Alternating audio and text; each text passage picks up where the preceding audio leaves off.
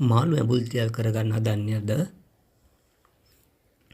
මුලින්ම මාළු සුද්ධ කරගෙන හීන් වෙන කපා ගමු.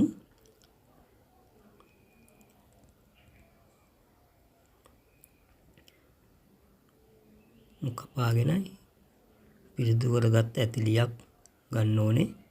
ඒ ඇතිලිය අපි කුරුඳු කොළ සම්පේ කරපුංචියක් තියන්න පුළුවන්. මේ විදිහට පතුල වැයෙන තියාගන්න ඕන.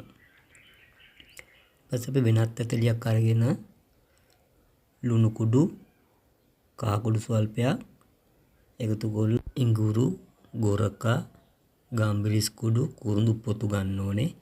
අපි ගොරක අඹරලා ගන්න ඕනේ. ඒකට ක්‍රීම් එක වගේ හැදෙන්න. එතකොට තමයි ඒ වගේම අවමිරිස් කරල් කීපයක් ඕන පොඩියට අගින් පලාගෙන කරල් පායක් තිබ්බනම් ඇති සම්පේ කරපුංචියත් එකතු කරගන්න.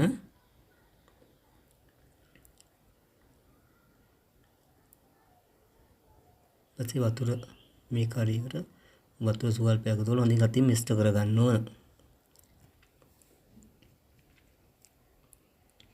වතුර ගොඩාක් දාන්න එපා. මාළු වල ගෑවෙන තරමට වතුර සුවල්පයක් දාගත්තම ඇති. ඒක හොඳින් කවලම් කරලා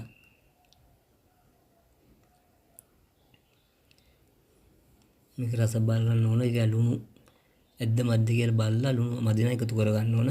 අපි කපාගත් මාළු ටිකත් මේකට එකතු කරලා හොඳින් අතින් මිශ්‍ර කරගන්න ඕන.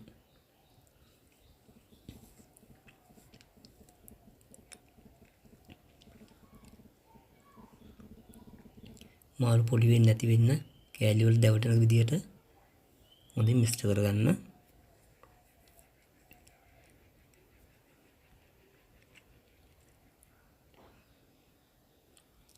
අපි කලින් හදාගත්ත ඇතිලියට අරගෙන මේ මාළු කෑල්ලේ හොඳින්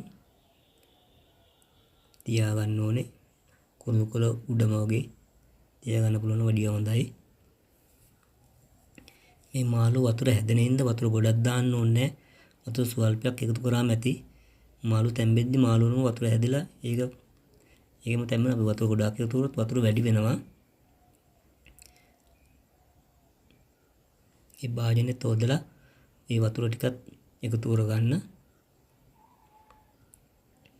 अब මේක ලිප තබලා මේ වගේ තැම්බෙද්දි හොඳින් අට්ටි අනිත් පැත්තෙන් හරවලා කරගන්න ඕන. මේ වගේ කරගන්න පුළුවන් වඩාත් හොඳයි. එහෙන් බැරි නම් අර විදිහට කරකවන්න හරි ඕනේ. කැලිය නැත්තම් තැම්බෙන්නේ නැහැ උඩ ටික විතරයි.